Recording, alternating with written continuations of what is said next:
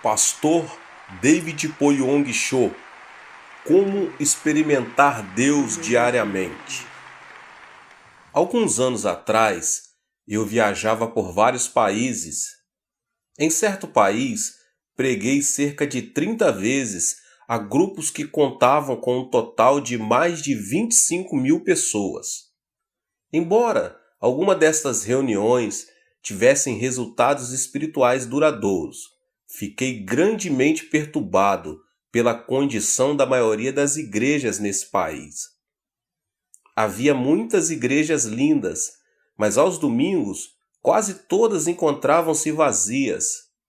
Até mesmo os crentes que iam à igreja pareciam inquietos e desambientados, mais como um grupo de órfãos que uma família de crentes. Muitos desses crentes eram gente boa, mas seu conhecimento da vontade de Deus para suas vidas era limitado, e sua alegria parecia ainda menor. Haviam parado de permitir que Cristo vivesse e vibrasse em suas lidas diárias. Perderam de vista a necessidade de experimentar a Deus diariamente. Uma vez que Deus não era uma realidade vibrante em seu viver diário, todos os problemas pareciam maiores.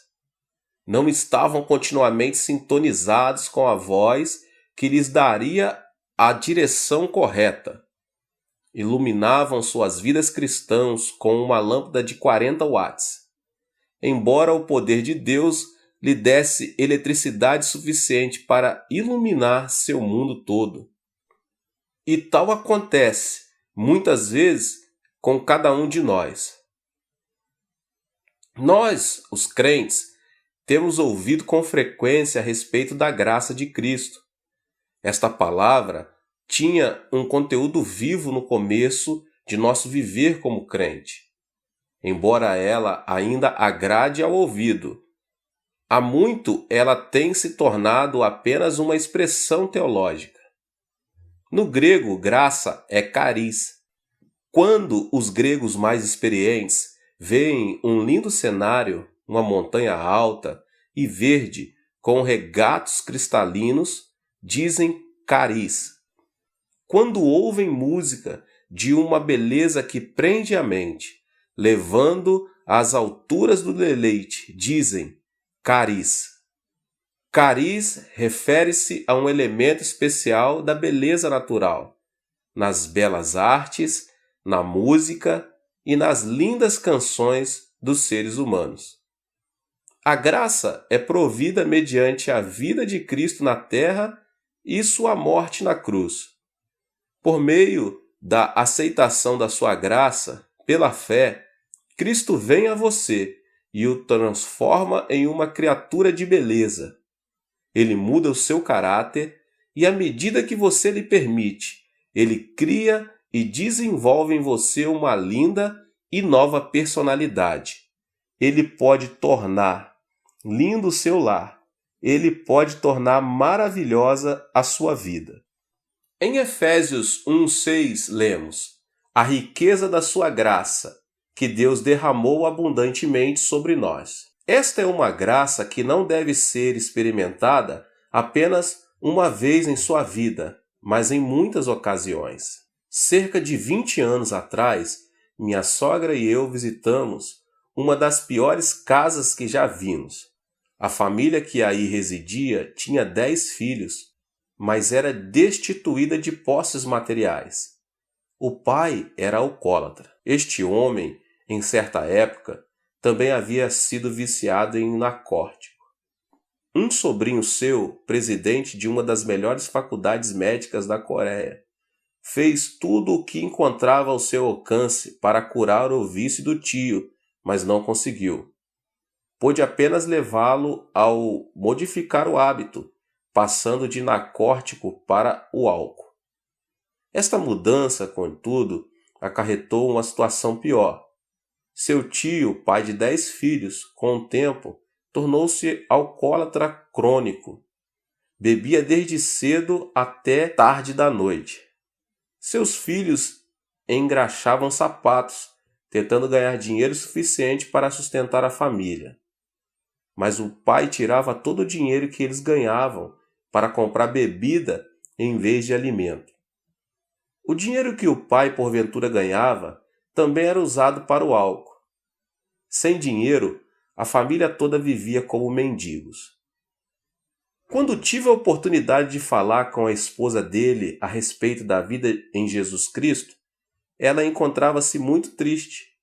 Estava magra por causa da má nutrição. Tinha problemas cardíacos e dores estomacais.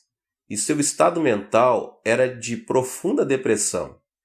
Enquanto falava com ela, ela não queria me ouvir. "Quero morrer", respondeu ela. "A melhor coisa que poderia acontecer comigo é a morte. Por causa do amor que tenho à minha família, não cometerei o suicídio. Senhor, seja bom para comigo. Por favor, por que não me mate?" "Eu não vim aqui com a finalidade de matá-la", disse eu com firmeza. "Vim aqui para falar-lhe da graça de Jesus Cristo." "Mas ir para o céu não me importa", respondeu ela. "Não me preocupo com o inferno. Tenho vivido no inferno em minha vida por muito tempo." "Irmã", desafiei-a, "gostaria de ver sua vida mudada? Gostaria de ver seu marido transformado? Gostaria de ver Cristo entrar em seu lar e torná-lo um lugar belo?" "Ah, isso não é possível", exclamou ela. E respondi: "Jesus Cristo veio a fim de dar-lhe sua graça, um dom, e para ganhá-lo você não precisa pagar nada. Ele disse que sua graça seria suficiente para suprir todas as necessidades. Cristianismo é mais que belos ensinos, mais que mera religião. Quando a pessoa se torna crente, Jesus Cristo entra em sua vida e dá-lhe sua graça. Ele a torna linda." Ela ouviu minhas palavras com interesse e começou a ir à igreja. Logo saiu de sua depressão. Deus curou-lhe as dores estomacais e os problemas cardíacos. Ela decidiu ser crente e tornou-se uma pessoa linda. Sua personalidade foi transformada pelo poder de Cristo. Desta época em diante, minha sogra e eu oramos com ela para que seu marido fosse liberto do alcoolismo. Todos os que ouviam falar que estávamos orando por seu marido riam-se de nós. Muitas vezes, ele próprio ia à igreja a fim de ridicularizar-nos. Contudo, persistíamos em nossas orações a Deus. Sabíamos que a graça de Jesus Cristo podia mudar seus desejos e personalidade. Passaram-se alguns meses. Certa manhã, levantei-me às 4 horas para a nossa reunião diária de oração. Depois de apresentar o sermão, todos nós começamos a orar. De súbito, senti-me como se caísse em profundo sono. Parecia que meu espírito estava sendo levado e eu podia ver a glória do céu. Então a voz de Cristo falou ao meu coração: "Meu filho, ouvi suas orações." Fiquei tomado de alegria, corri para minha sogra dizendo: "Mãe, Jesus ouviu nossas orações." Mais tarde, enquanto tomávamos o café da manhã, um dos filhos do alcoólatra veio até minha casa. Em suas mãos, uma mensagem. O pai estava morrendo. Fiquei espantado. Foi naquela manhã que Cristo me havia dado a certeza de que ele ficaria bom. Minha sogra e eu corremos para a casa deles. Lá encontramos um homem próximo à morte. Sua esposa disse-nos tristemente: "Ele tem gritado a noite toda, está morrendo e ameaça matar-nos a todos." Enquanto o ouvia gritar, pude perceber alguma coisa a mais. Ele não morria de verdade. Satanás, contudo, tinha se apoderado de sua vida e mente, levando-o a pensar e a agir como se a morte logo seria uma realidade. Assim, unimos-nos e oramos, repreendendo o espírito de Satanás. Reivindicamos a vitória em nome do Senhor Jesus Cristo. Então sentimos a linda presença do Senhor. Instantaneamente o homem caiu em um profundo sono. Deixamo-nos a casa crendo em Deus e louvando-o pela vitória. Jesus havia tocado o alcoólatra com sua graça. Desde esse dia, ele não mais tomou uma gota de algum álcool sequer. A graça de Deus começou a fazer dele uma pessoa diferente. Seus amigos começaram a ajudá-lo. Certo amigo deu à família um saco de arroz, e o pai trouxe-o para casa em vez de vendê-lo a fim de comprar bebida. Era a primeira vez que ele trazia arroz para casa em 10 anos.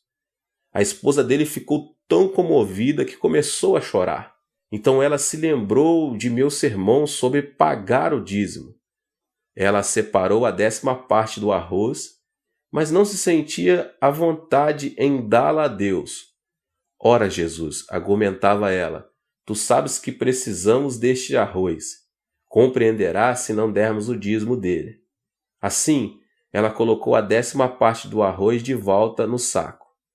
De novo, porém, lembrou-se do princípio divino do dízimo e novamente tirou um 10º. Depois de algum tempo, despejou o arroz de volta no saco. Era grande sua luta interior. Às 4 horas da manhã seguinte, com grande esforço, ela separou a 10ª parte do arroz novamente. Saiu de casa e começou a andar a caminho da igreja. Enquanto andava, lágrimas inundavam-lhe os olhos. Não podendo ver a estrada com clareza, tropeçou e caiu muitas vezes. Finalmente chegou para as orações matinais, toda suja e triste. Entregou o arroz, caiu ao chão e chorou. Ela parecia tão triste que me deu vontade de dar-lhe o arroz de volta, mas não o fiz. Ela tinha que aprender os princípios básicos da vida cristã. Tinha que aprender a experimentar a graça de Cristo diariamente. Então oramos juntos e abençoei-a em nome de Jesus. Um mês mais tarde, ela veio correndo à nossa casa. Pastor, pastor, exclamou ela, aconteceu um milagre. O que aconteceu? Perguntei. Ela respondeu alegre. Temos comido daquele saco de arroz por mais de um mês. Esta manhã meu marido perguntou-me como é que eu conseguia alimentar a família com um único saco de arroz. Ele já durou por mais de um mês. Fomos à sua casa para verificar o fato. Havia exatamente um 10º, a quantia de seu dízimo restante no saco. Toda vez que ela tirava um pouco de arroz para cozinhar, um 10º sempre permanecia. O milagre continuou até seu marido comprar outro saco de arroz. Assim que comprou outro, o primeiro se esvaziou. A graça diária de Cristo também começou a operar em seu lar.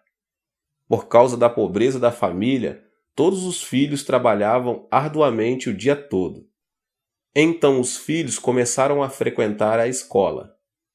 Hoje o marido é ancião da igreja. 2 dos seus filhos são pastores, cada um deles com um lar cheio da beleza de vidas dedicadas a Cristo.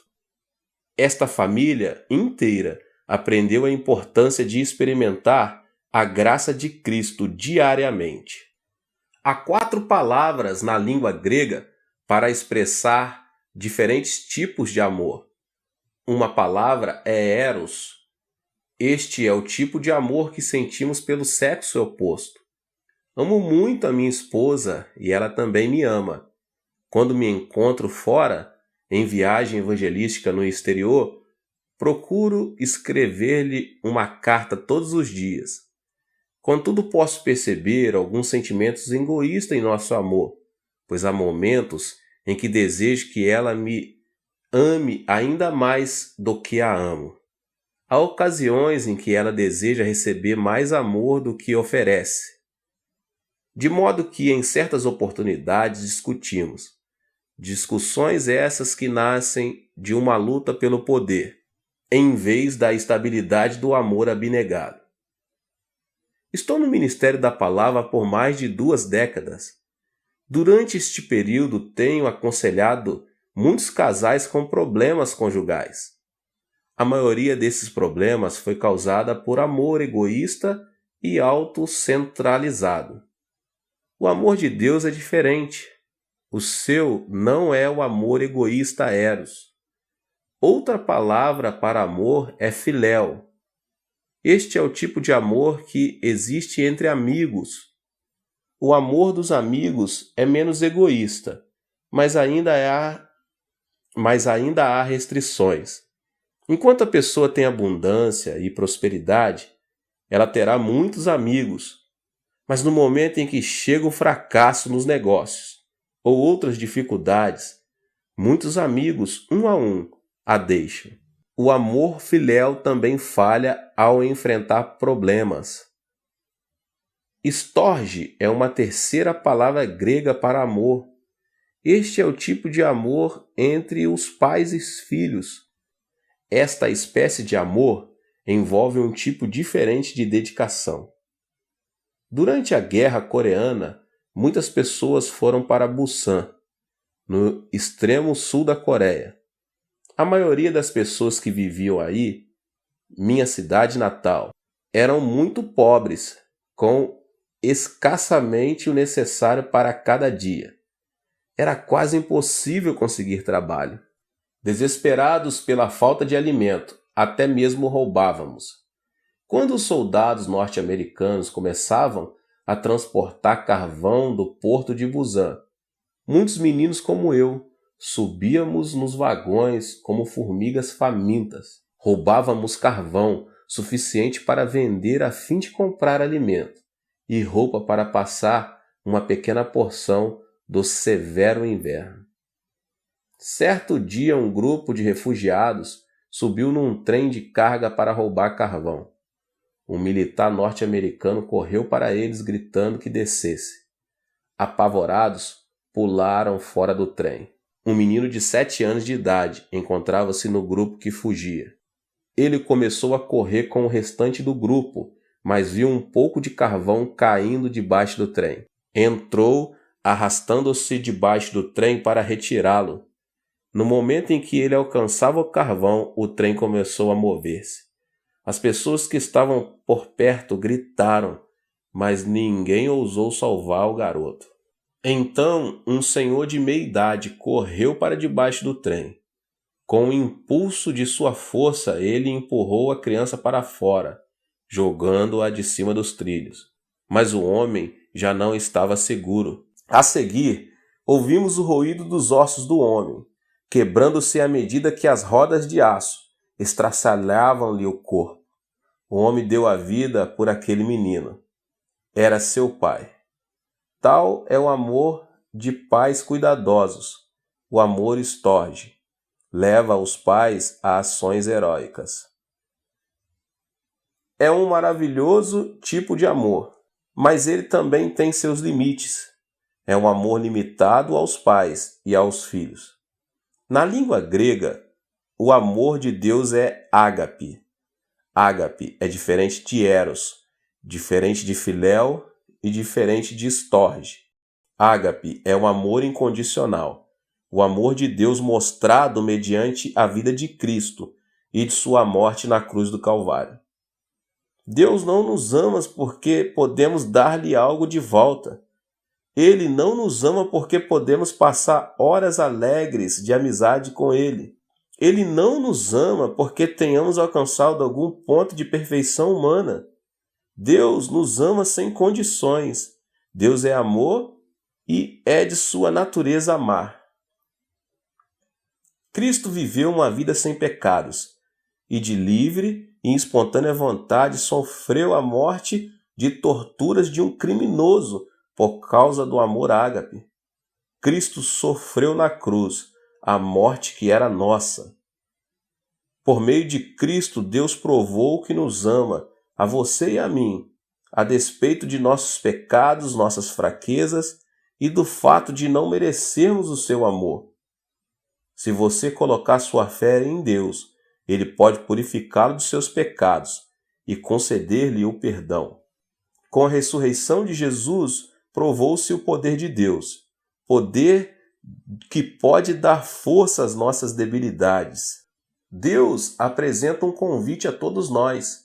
Vinde a mim, todos os que estáis cansados e sobrecarregados, e eu vos aliviarei. Isto está em Mateus 11:28. O amor de Deus é amor para hoje, amor pelo qual você e eu podemos viver. Jamais tenha dúvida de que você é profundamente amado por Deus. Você tem a habilidade e o privilégio de falar diariamente com Ele, diretamente com Ele também. Não se preocupe com os pecados passados. Deus pode conceder-lhe perdão mediante a fé em Cristo. Não se preocupe com os seus fracassos. Deus pode dar-lhe a força para vencer e ter sucesso. Não se preocupe com suas insuficiências. Mediante Cristo você é fortalecido. Não se preocupe com suas frustrações. Deus mostrou que a frustração última, a morte, é impotente perante sua vontade. Grande parte da Bíblia ocupa-se com o relato do amor de Deus ao homem. Leia-a diariamente e deixe que ela fale do amor de Deus a você. Faça da oração parte de suas atividades diárias. Converse com Deus com honestidade e do íntimo do seu coração em mente. Permita que Deus lhe responda com palavras de amor e sabedoria. Deus o ama profundamente. Paulo termina a segunda carta aos Coríntios com estas palavras: a graça do Senhor Jesus Cristo e o amor de Deus e a comunhão do Espírito Santo seja com todos vocês. 2 Coríntios 13:13. Nestas palavras, o apóstolo Paulo reconheceu a importância de experimentarmos a graça de Cristo e o amor de Deus. Ele também aponta o terceiro aspecto, a presença do Espírito Santo. Se parafrasearmos este versículo diretamente na língua grega, teríamos: a graça de Jesus Cristo e o amor de Deus estejam em vós mediante a comunhão do Espírito Santo.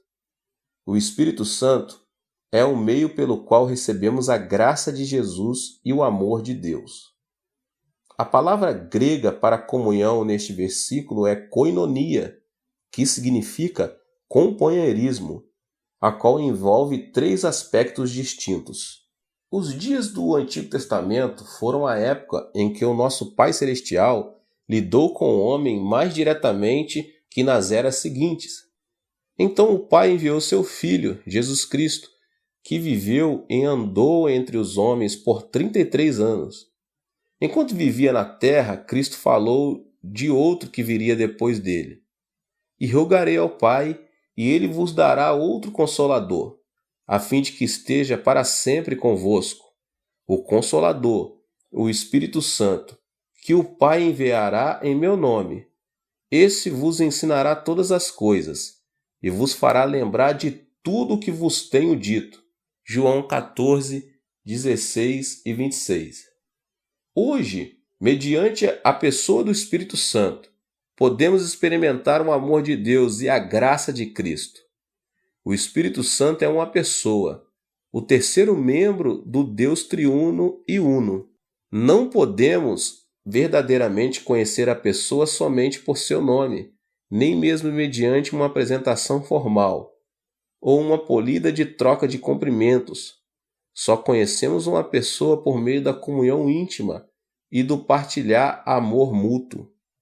A fim de termos comunhão com essa pessoa, devemos compreender um ao outro, falar um com o outro, partilhar ideias, temores, sonhos e esperanças.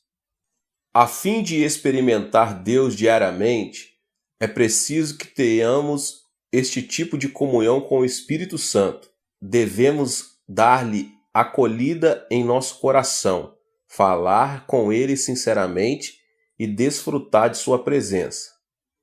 Muitos seminários teológicos famosos têm enviado alunos para falarem comigo. Desejam saber o segredo do êxito de meu ministério.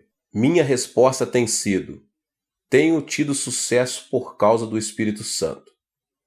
É importante reconhecer e apreciar a presença do Espírito Santo. Sempre que subo ao púlpito para pregar, oro: querido Espírito Santo, guie os meus pensamentos, e abençoa as palavras que vou falar. Depois eu oro: querido Espírito Santo, abençoa muitos durante este culto. Terminada a pregação, oro dizendo: querido Espírito Santo, obrigado por teu precioso poder. Quando leio a Bíblia, oro: Espírito Santo, ilumina meu coração, ensina-me, faze-me conhecer as verdades de Deus. Receba o Espírito Santo nas atividades diárias da sua vida. Não importa quais insignificantes possam parecer. Dependa dele e diga-lhe o quanto você o ama. Só então começa a verdadeira comunhão com o Espírito Santo. Lembre-se, ele estará para sempre convosco. João 14,16. Koinonia também significa associação, parceria. Sem o Espírito Santo como nosso sócio, jamais poderemos realizar nada de grande para Deus. Esta é uma das razões principais porque muitas igrejas tornam-se vazias e por este motivo que muitos jovens estão saindo da igreja. Sem o Espírito Santo, o reino de Deus não pode ser adequadamente construído e não podemos experimentar a graça de Jesus e o amor de Deus. Quando vou a outros países, onde falam uma língua que não conheço, tenho de usar intérpretes a fim de comunicar-me com as pessoas. Falo em inglês e o intérprete traduz meus pensamentos e minhas palavras para a sua língua nativa. Em certo sentido, somos parceiros. Se esta parceria funcionar bem, o culto terá êxito. Se nossa parceria for rompida, as pessoas que nos ouvem não compreenderão a mensagem e o culto será um fracasso. Você já parou para pensar que pode ter existido fracassos espirituais em sua vida de fé?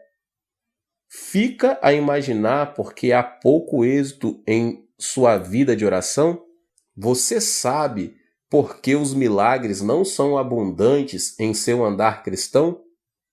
É porque você tem falhado em sua associação diária adequada com o Espírito Santo. Mas quando você, com sinceridade, convidar o Espírito Santo a entrar em sua vida, ele estabelecerá uma associação sobrenatural com você. Você então terá parceria no negócio de construção do reino de Deus. O Espírito torna-se seu sócio majoritário. Você passa a ser o sócio secundário. Se você não der ouvidos ao sócio principal, terá fracasso no construir o reino de Deus. É preciso que você peça que o Espírito Santo seja seu sócio principal. Ele tem estado com vocês, mas tem sido negligenciado, tem sido maltratado. Você deve dar-lhe boas-vindas e convidá-lo a entrar em sua vida cristã como sócio principal. Ele orará por você. Ele orará por meio de você. Ele viverá em você e negociará com você, tornando sua vida um êxito. O Espírito Santo deseja construir o reino de Deus mediante você. Ele deseja dar-lhe o poder de Deus que somente uma associação profunda com ele pode desenvolver. Koinonia propõe transporte. Transporte é um serviço de que todos nós necessitamos. Quando a pessoa desejar ir a outro país, geralmente vai de avião, de trem ou de carro. Até mesmo nos supermercados vemos os resultados do transporte. O alimento e legumes que aí se encontram foram trazidos de lugares distantes, e o transporte desses bens enriquece-nos a vida. A maioria de nós lembra-se da pessoa que nos trouxe muitas coisas que desejamos e de que precisamos, o transportador. Ele já nos trouxe de tudo, desde alimento até aparelhos de televisão. Embora em geral ignoremos a sua importância, ele nos trouxe coisas que tornaram nossa vida mais agradável. Em certo sentido, o Espírito Santo é o transportador de Deus. O Espírito Santo transporta a graça de Jesus Cristo e o amor desde o trono celeste até nosso coração, lar e igreja. O Espírito Santo também leva nossas orações ao trono de Deus. O Espírito de Deus está se movimentando constantemente entre Deus e você. Ele é o dom de Deus para você, o responsável para entregar aos que têm fé todos os dons de Deus, responsável pelas respostas a todas as orações baseadas na direção divina. Ele tem deleite em suas responsabilidades, pois é seu desejo obedecer à ordem do Pai. Para uma vida cristã de poder, é preciso que você experimente a Deus diariamente. Jesus Cristo deu-lhe a graça que o torna lindo. No termo cuidado de Deus, ele lhe deu o amor pelo qual viver. Mediante a comunhão com o Espírito Santo e a graça de Cristo, o amor de Deus pode ser seu. Faça do Espírito Santo seu sócio principal e deixe que o poder, a graça e o amor de Deus fluam livremente em sua vida. Experimente a Deus diariamente e permita que a vibração dessa experiência irradie para todos os que estão ao seu redor. Deus te abençoe mais uma vez. Espero que você tenha gostado. Se inscreva aqui no canal e ative as notificações para que você não perca nenhum vídeo. Tem muitos vídeos aqui do pastor David Poyong Cho. Não esqueça de deixar aqui o seu like e também compartilhar com as pessoas que você mais ama. Deus te abençoe e nos vemos nos próximos vídeos. Tchau, tchau.